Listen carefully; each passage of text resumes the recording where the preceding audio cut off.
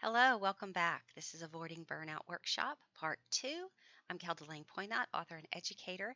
And before we get started, I forgot to mention in section 1 about printing out the documents that are at the bottom of this Patreon page is that there are two versions of the handout, and one has scripture. So if that appeals to you, please use that one. And the other one is without scripture, and that's just, regular blank page with all of the parts for you to write in the answers. So, whichever one appeals to you, please feel free to use that one. All right, we are going to go on, and I want you to think of a couple of things before we get started. Last time we talked about, naming our 10 things. We talked about listing those priorities in our lives. And so today, or in this section, I would like for you to think about habit versus hassle. Good habits will help us not have so many hassles. If we're organized, if we put things away in the right place, if we take care of ourselves with normal, if we get in the habit of brushing our teeth every night before we go to bed and every morning when we wake up, we're going to have fewer dental issues. So habits prevent hassles. And I don't know about you, but I would prefer to have good habits rather than a bunch of hassles in my life and not feeling like I have a little bit of control of my environment. Also, think of rhythms versus restrictions.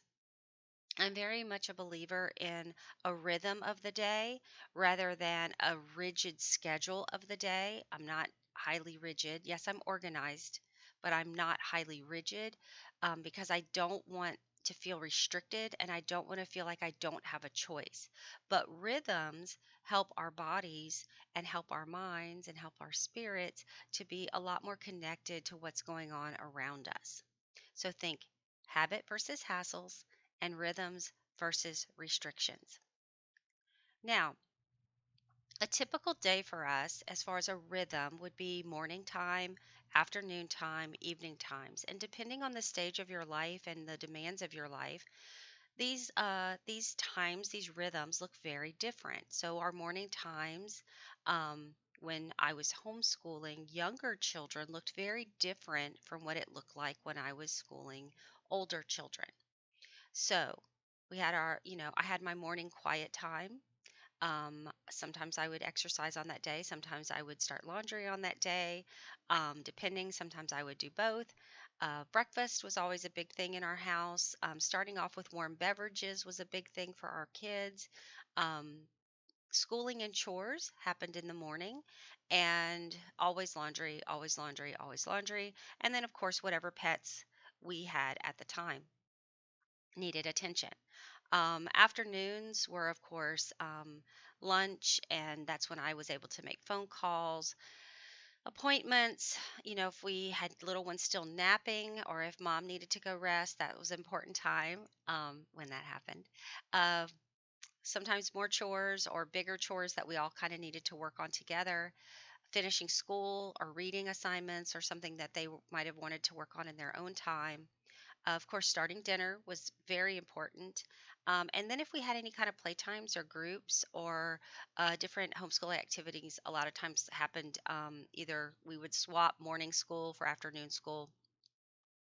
Also, in the evening was supper and baths, of course, and any family time that we had planned.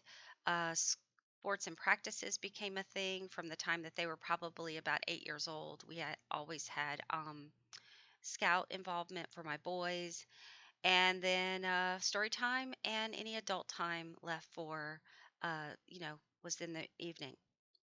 All right, so when my children got older, this was a typical day for me. This is before my both my sons were driving. Well, I have three sons and a daughter, so when my oldest one wasn't quite driving yet, and he went to school away from home, and so my day started at 5:30 in the morning. And that was when I had my Bible time and I prayed, and my husband left for work. We had laundry and breakfast and feed the dog, and the laundry just continues throughout the day because we have six people with very active schedules, and this is before I pass the reins on to them to do their own laundry.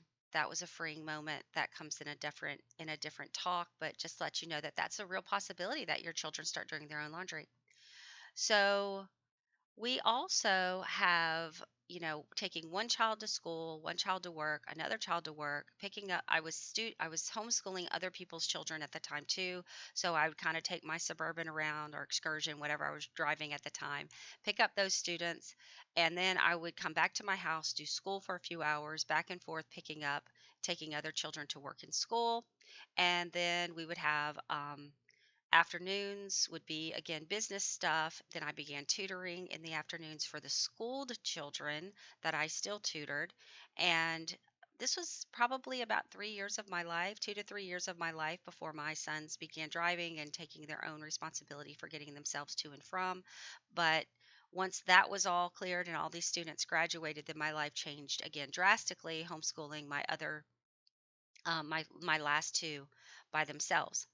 All right, so we have, um, for me, you can see that I have still built in time for me. So it might have been at 5:30 in the morning. It might have been at 9 o'clock at night when I went to bed. Have a book on audio, reading for myself. I have time with my husband, and then by 10 o'clock every night I was asleep. Now, because my days were like this, Saturdays and Sundays were full, and I also had to carve out time for my writing, for things that were important to me on those Saturday and Sunday increments. At this time, we were also transitioning into our owning our own business, and so we had business to do in the evenings that I was helping my husband manage our home business. So different, very different rhythm, very more regimented rhythm as far as it needing to be on a time because people had to be at work at a certain time or they had to be at school at a certain time. I was very appreciative of good sleep, and I was very appreciative of making sure my meals were planned so that we could get to all the activities that we needed to get to. In these years, the times that I struggled were the times that I didn't look forward to what was next on the calendar, the next week ahead, the next day ahead, and that I wasn't constantly thinking about what needs to be done today so that it doesn't need to be pushed off for tomorrow. Those are important ideas. Now, for you all right now, um, I've given you a clean, I don't know how well you can see this, but I've given you a clean weekly schedule. And that clean weekly schedule is where I want you to print it out. You might want to print out a few copies of it so that you can kind of see maybe over the course of a month, maybe because our cycles are different with our husband's work schedules, with our work schedules, with our children's activities. Um, Look at a typical week. What does that look like for you? And if you don't like this planner, I'm not offended. This is just what worked for me for a long time. And I put these in a 3 ring binder until I found a planner that I liked that worked for me. Um, so whatever works for you. I'm a handwritten person. If you're electronic, person, that's fine too. But that didn't really work for me. I needed to see it all spanned out. For a couple of years, I had a family calendar which had each of our names of my family. And then beside it, it rotated around. And so I could write in each week their work schedules, their school schedules, their practice schedules, anything that was changing. And then we would also put in my husband's travel schedule so that the kids knew when dad was in town and out of town. And so we did that for a few years too. That was very, very helpful. So, whatever works for you to plan your schedule or to look at your schedule and to even see where your time is. Because if you're feeling overwhelmed and you're not feeling like you have any time for yourself, suddenly when it's all filled out, if you looked at the filled in one, I have a lot of white space. I have a lot of white space in this calendar. And in that white space is where I put in my time, is where I put in things that were going to nourish me and keep me going, whether it was reading, whether it was exercise, whether it was um, getting together with friends, either friend groups for my kids or friend groups for me. Um, maybe there was one evening a week that I could just block off and go, Mom's off duty right now. I was fortunate enough to usually call that on a Saturday, for an hour or so and just go, Mom's doing something else that's not grocery shopping. Um, but I think it's just we need those segments of time to realize that yes, we're busy. Yes, we're full. Our calendars are full. Our days are full, but there's got to be some white space in there for avoiding and for circumventing that risk of burnout for us, for that risk of just, mental uh, just it's gone. It's gone. We don't have any more to give physically or mentally or emotionally.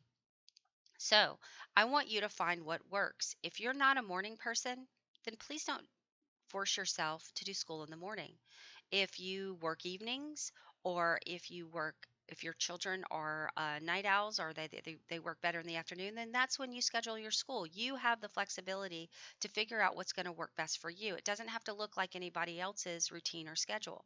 Some families do school 4 days a week, some families do school 7 days a week, depending on what their goals are and what they're wanting to accomplish. So please be aware that this is your time. This is something that works for you. And I want you to just look at this as we're going through this avoiding burnout time. We're going to get into some of the causes in our next section. And then we're going to get in ways to help us overcome the distractions and the things that are going on in our lives right now that are overwhelming us. So look at your calendar.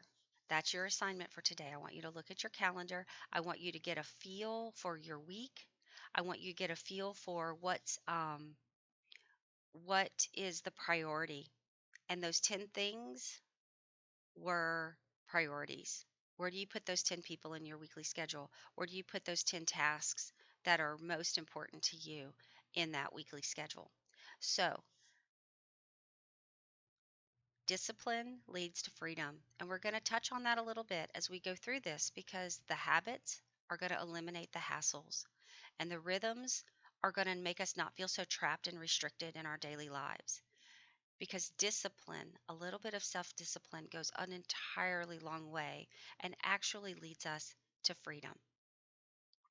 So that concludes part three part two, sorry, of our avoiding burnout. So if you will continue on and look at section three, we're going to discuss some of the causes that might be making you feel this way in this time and in this season.